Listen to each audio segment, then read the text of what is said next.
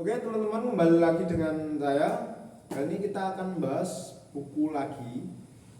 Buku ini karya dari Isawati tentang sejarah Timur Tengah atau sejarah Asia Barat, dari revolusi Libya sampai revolusi Melati. Ini merupakan buku jilid 2-nya yang saya dapat. Jadi di buku ini membahas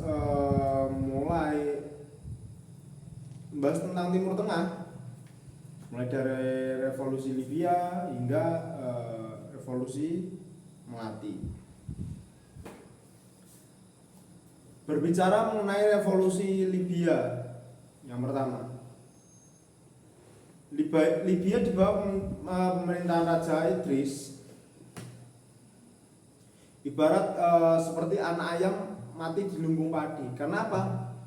Karena sekitar tahun 1953 ditemukan sumber minyak yang mulai dieksploitasi pada tahun 1956.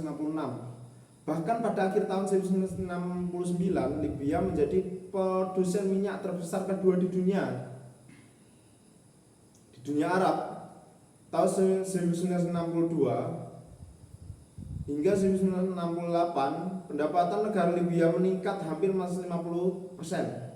Namun tidak diimbangi dengan kenaikan standar kehidupan rakyat Libya.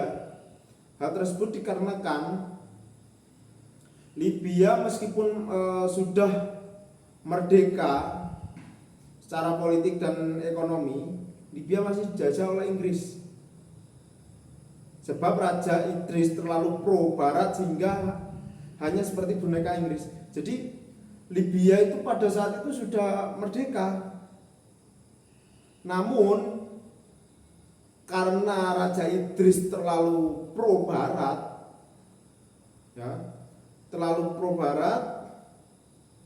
sehingga meskipun dibilang merdeka secara ekonomi serta politik, secara tidak langsung Libya masih dalam jajahan Inggris.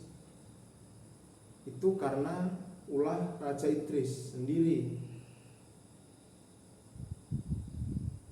Kekuasaan Idris semakin lama semakin absolut. Korupsi merajalela, yang menyebabkan apa? Ketidakpuasan rakyat Libya terhadap pemimpinannya.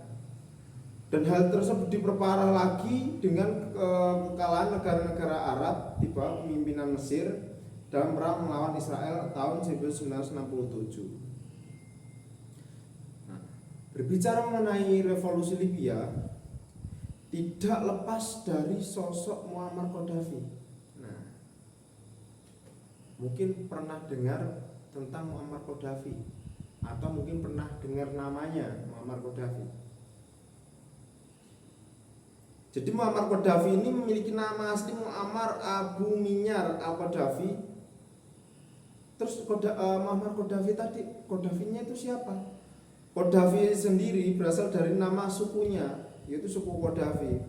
Jadi Gaddafi berasal dari keluarga miskin. Namun meskipun berasal dari keluarga miskin, dalam hal pendidikan atau dalam hal pengetahuan, Gaddafi tidak tertinggal. Hal tersebut dapat dilihat bahwa Muammar Gaddafi merupakan lulusan dari Akademi Militer Libya. Gaddafi adalah seorang yang anti ataupun membenci kolonialisme. Pada saat masih menjadi angkatan militer, sekolah di angkatan militer, Gaddafi pernah membuat inspekturnya marah.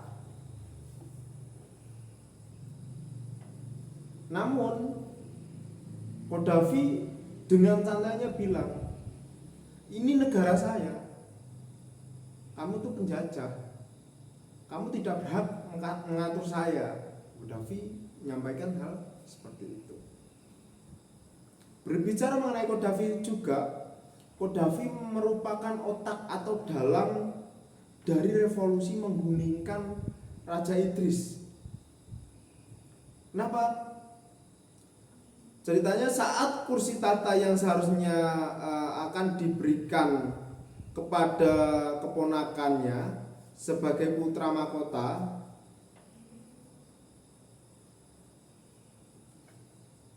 disabotase oleh Qaddafi dengan cara mengumumkan di radio bahwa Libya berada di tangan Dewan Revolusi yang akan mengantarkan negara dari kekosongan. Setelah itu Qaddafi menangkap kepala staf militer dan keamanan yang berpihak atau setia pada Raja Idris dengan mengerahkan militer yang ia pimpin. Setelah memperoleh kekuasaan, Qaddafi bersama Dewan Komando Revolusi dengan Qaddafi sendiri sebagai sekjennya atau sekretaris jenderalnya melakukan perombakan segala sektor, mulai dari politik, sosial, ekonomi, dan budaya yang berdasar pada semboyan kemerdekaan, sosialisme, dan persatuan. Pada masa Qaddafi terjadi kontrol yang ketat terhadap media, baik itu media pemerintahan maupun media swasta. Jadi di pemerintahan Qaddafi itu sangat ketat pengawasannya di media-media, baik itu media milik pemerintahan maupun media-media swasta milik bukan milik pemerintahan.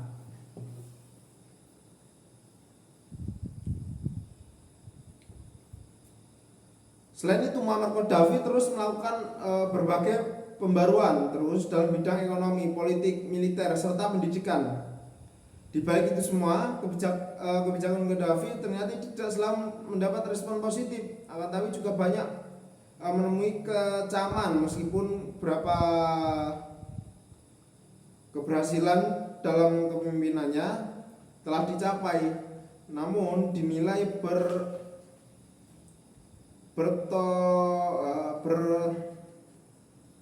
dinilai kontroversial.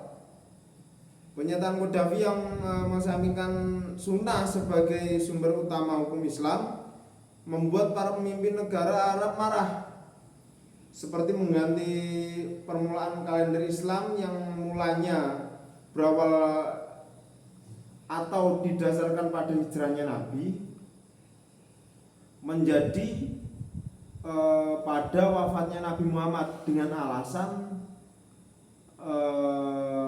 menandakan kesempurnaan wahyu ilahi. Selain pimpinan negara Arab, pemerintahan Qaddafi juga mendapat kecaman dari negara-negara Barat. Amerika Serikat merupakan yang paling mengecam pembaruan yang dilakukan Qaddafi, sehingga hubungan Libya dengan Amerika Serikat semakin tidak kondusif. Hal tersebut akhirnya mendorong Qaddafi untuk berusaha mendekati negara-negara moderat seperti Maroko, Arab Saudi, meskipun para pemimpin Arab sendiri mengecam beberapa pembaruan yang dilakukan oleh Qaddafi. Akhirnya Qaddafi lebih berkonsentrasi pada pembangunan ekonomi dalam negeri karena semakin terbatasnya pemasukan kas negara sebab merosotnya produksi minyak Libya. Jadi Qaddafi selain yang nasionalis terhadap Libya, yang enggan atau membenci kolonialisme, dengan kepemimpinannya membuat kebijakan-kebijakan baru, prestasinya memimpin bangsa atau memimpin negara, namun tidak selancar atau seenak yang disampaikan, tidak semudah yang disampaikan. Akan tetapi banyak juga kecaman-kecaman terhadap kebijakan-kebijakan Muammar Gaddafi ini. Ya seperti tadi salah satu contohnya, mengesampingkan sunnah sebagai sumber utama hukum Islam. Yang kedua, mengganti permulaan kalender Hijriah yang mulanya dimulai dari hijrahnya Nabi menjadi dimulai pada saat wafatnya Nabi, dengan alasan yang disampaikan oleh Gaddafi bahwasanya kalau dimulai ketika wafatnya Nabi itu merupakan kesempurnaan wahyu ilahi atau kesempurnaan wahyu yang diturunkan oleh Allah Subhanahu wa taala atau yang diturunkan oleh Tuhan. Jadi dalam video ini membahas mengenai revolusi Libya. Mungkin cukup sampai saat ini. Jikalau ada salah penyebutan kata atau salah kata yang saya utarakan atau saya sampaikan dari awal video hingga akhir, saya mohon maaf sebesar-besarnya. Terima kasih sudah menonton hingga akhir. Terima kasih banyak. Selamat tinggal dan bukan selamat tinggal ya. Lebih ke semangat, selamat beraktivitas.